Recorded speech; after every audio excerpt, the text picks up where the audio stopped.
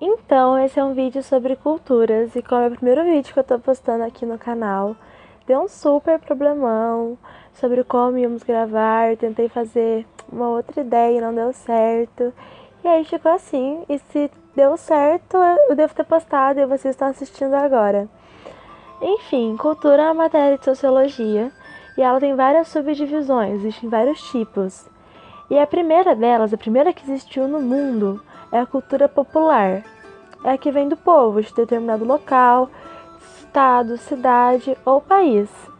Um exemplo de cultura popular são os contos, as canções, as histórias, como a canção de Ninar. E aí ela foi feita, ela surgiu no século XIII. E ela era completamente oral, ou seja, passada de geração em geração. Então todos os autores não eram identificados, como por exemplo a música do Nana Neném e outras várias que nós não sabemos a origem delas.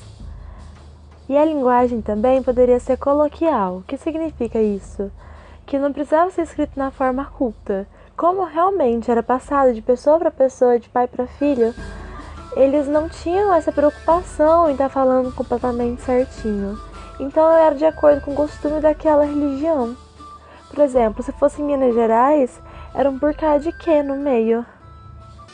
Durante a história da humanidade, na mesma época que a cultura popular, surgiu a cultura erudita, que foi criada entre o século XIII e XIX na formação dos Estados Nacionais modernos, que seria a França, a Alemanha e a Inglaterra, quando deixaram de ser monarquias. A ideia desses governos era criar uma identidade comum entre a população, com o fim de fortalecer laço entre os cidadãos, formando uma cultura nacional. Conhecimentos difundidos em toda a sociedade a partir do academicismo, escritos, e aí começaram a preservar a originalidade do autor. Como começou a registrar aquilo e alguém começou a assinar embaixo, começou a existir um autor para cada obra, entende? E aí, até hoje em dia, nós sabemos os nomes desses autores que foram tão renomados, desses pensadores. E na cultura popular veio de pai para filho, e esse misticismo nunca foi dado nome a alguém. E aí, o que engloba a cultura erudita? Músicas, pinturas, textos literários, peças de teatros, livros e ditados. E aí, no meio de todo o capitalismo que começou a englobar o mundo, em toda essa corrente de redes, surgiu a cultura de massa, que pegaram a cultura e simplesmente transformaram num produto para vender e ter dinheiro. O produto da indústria cultural, a fim de difundir expressões, comportamentos e ideias para a maioria da população, capitalismo industrial e financeiro. Qual é o exemplo da cultura de massa?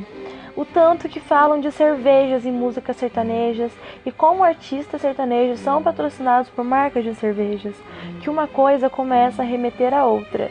Sertanejo universitário é uma cultura de massa, o funk é uma cultura de massa, o pop é uma cultura de massa, ou seja, tudo aquilo que você vai vender a sua cultura vai receber de volta dinheiro, é como se você estivesse vendendo isso mesmo, literalmente. E aí, filmes, gêneros musicais, séries, redes sociais, moda principalmente, que os bens não são mais duráveis na moda, gastronomia. E aí também existe a escola de Frankfurt, que pode ser assunto para um outro vídeo, caso esse dê certo. E aí é uma escola de pensadores alemães que criticaram muito isso. Então, de acordo com eles, é o objetivo da indústria cultural produzir conteúdos a partir do padrão de gosto ao público, para direcioná-lo, torná-lo homogêneo e logo facilmente atingível. Ou seja, a gente fica produzindo aquilo que vai vender e às vezes as pessoas acreditam realmente que elas estão consumindo algo diferenciado, mas elas estão sendo só alienadas pela mídia e consumindo aquilo que é produto de massa.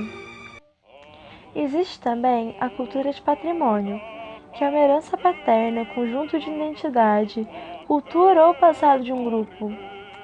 Após a Revolução Francesa no século XIX, No século XX, as nações sobre o espaço urbano, cultura ou passado alcançaram novos significados e tornaram-se grandes monumentos de patrimônio cultural.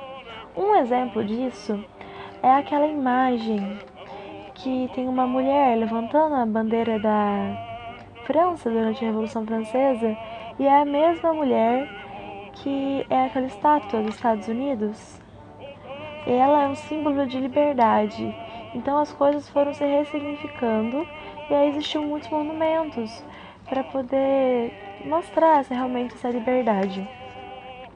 Existe também a cultura brasileira e afro-brasileira, que são diversas etnias, miscigenação, comidas típicas que a gente tem aqui, como feijoada, acarajé e vatapá, identidade dos povos, nossos hábitos alimentares, religião, candomblé e umbanda, a música, a capoeira e o samba, porque nós somos um país escravista.